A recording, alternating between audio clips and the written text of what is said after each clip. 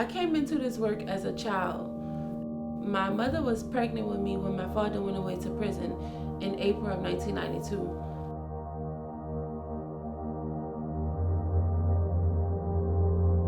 My father, a man in the house is the provider. That's the foundation. And when that foundation is broken, that leads to trust issues and, feeling neglected and feeling embarrassed by not having a father in the household. My dad raised me from behind bars, and that's one of the main reasons I'm doing this work, because of my family, my mother, my father, my siblings, and my family.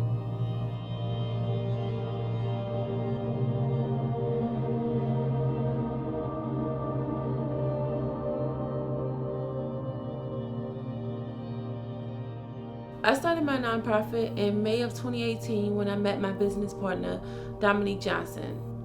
Dominique Johnson's father is on his 37th year of a life sentence for crimes that he did not commit in Louisiana State Penitentiary. My father also served 23 and a half years in Angola for crimes that he did not commit before he was exonerated in 2017. Throughout those years, it was hard for me. I know it was hard for my mother, having to raise, not only, raise me alone, and she was forced to be single and forced to have one income in the household, which led me to start working at a young age. And all my life, I heard people say that when your parents go to prison, you'll end up going to prison too. You'll drop out of school and you'll be a pregnant teenager. For me, I didn't take that light. I didn't share my story with anyone because I didn't want no one to judge me because of the stigma around children of incarcerated parents. I started working at the age of 14 to provide not only for myself, but help out my father and my mother with my younger siblings. It led me to become a shy person. I'm very friendly, I'm very social. I talk to everyone, but I limit what I talked about. If anyone mentioned anything about fathers, I shut down. I didn't say anything. You broke, they broke my family apart. You ripped me apart. You ripped him apart. His family apart. His dad died. His brother died while he was incarcerated. Your parent incarcerated, that's still a parent, whether they did the crime or did not do the crime. You don't take away my parental rights. And my father still raised me from behind bars. He helped my mother from behind bars raise me. It was hard. I could have went the opposite direction, but I didn't, because I knew that my father was wrongfully convicted, and as I got older, I could start something and lead by example, that I can beat the statistic and show you that you can still navigate through life while having a parent incarcerated. And that's why I'm doing this work, for girls like me, young Black girls like me, to show them that you still can thrive despite your traumatic experiences. Everybody have a story, and somewhere down the story is different, but you can find ways that you can, you're common, what you have in common. I think it's easy for me to interact with other children who are directly impacted by parental incarceration because I lived through it. It wasn't always easy to get him money on his phone, for phone calls or on his book, or to go visit him. It wasn't easy. My mother was young. My mother was only 17 when she had me. She made sure that we maintained that relationship, and she brought me to visit him when she could. But as years passed by, that's hard. That put a strain on you. So I couldn't go visit him as much. And I have a girl in my program who asked me and my partner, like, what do your dad fingernails feel like? And it's crazy because we take them type of things for granted. 9 years old, and father is placed in San Bernardino, California, when the crime that he allegedly committed was here in New Orleans, and he have a daughter 7 and 9 years old who only saw him behind the glass. Children shouldn't have to experience that. Whether a parent did the crime or didn't do the crime, it's no way that I should have to figure out how to put money on the phone. That's price gouging to families. Like, you incarcerate my parent, but now I'm still have to pay you to talk to him, so I'm paying for my father to be incarcerated, right? We passed a law to create a law for all children across the board, whether you're a girl, you identify as a girl or a boy. But when it comes down to helping these girls navigate through life, there's no one else doing this work, and we need all hands on deck. We're always looking for volunteers. We're always looking for mentors. Our goal now that we changed the law, and our council will be housed inside the governor's office.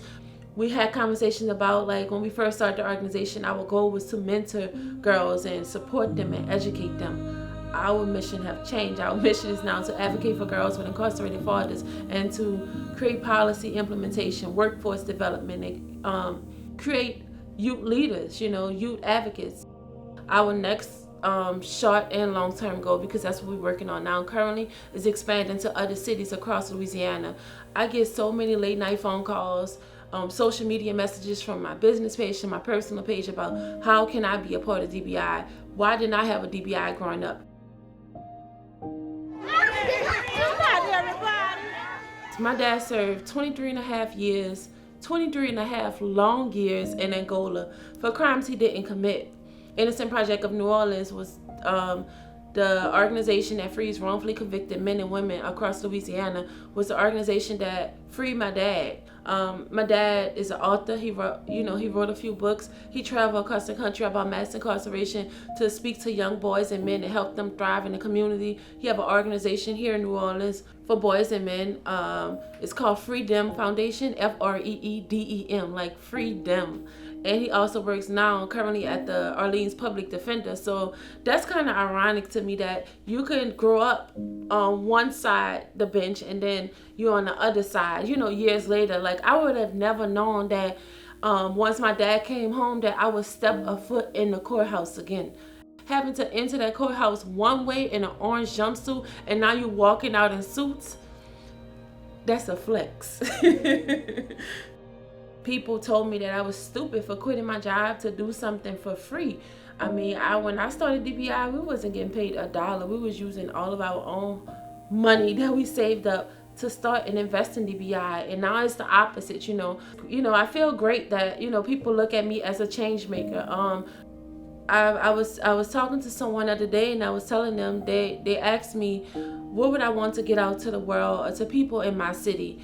I would like them to know that you should invest in young leaders who are directly impacted by mass incarceration. We have one of the highest states in incarceration, and you have an organization that's been led by 2 black women from the projects in New Orleans who thrive, who didn't, go to prison, who didn't drop out of school, who didn't, get pregnant as teenagers, and no one's trying to invest in us. We have to reach out to people in other countries and other states, up north, because they feel like it's not evidence-based. I mean, how much evidence do you need from a father who was behind bars, met his daughter for the first time behind bars, came home, she was an adult at 23 years old, and we maintained that relationship so we can show, people in society that when you bridge the communication gap between a father and a daughter, that connection, that reduces recidivism, because he have that family support and that family reunification that he don't want to go back into the system. If you don't have that family support, then what do you have, And we don't want our organization to be person-based, Like, if me and Dominique is on vacation in Hawaii, we want DBI to still operate. So we're training our girls who are younger. We have the teenagers. We have girls between the ages of 8 to 18. The older girls, they then become mentors and come back and mentor the younger girls in the program, and they are called our youth advocates. We want them to run DBI. We want the girls who we started DBI with to run DBI. That's our ultimate goal. We want to be able to step back and just see that something that we created is flourishing. I've accomplished so much, and I'm so excited to be on this journey and to have some amazing people supporting me, and amazing women. Like, it's so many amazing black women that supported me and holding me up. My mom and my grandmother, for number one, and my family, and people in the community, other organizations that's been led by black women. Those are the women, who paved the way for young people like me to pave the way for other young girls who come behind me to continue this work, because it's never been done before, and we have to keep this momentum going throughout our country.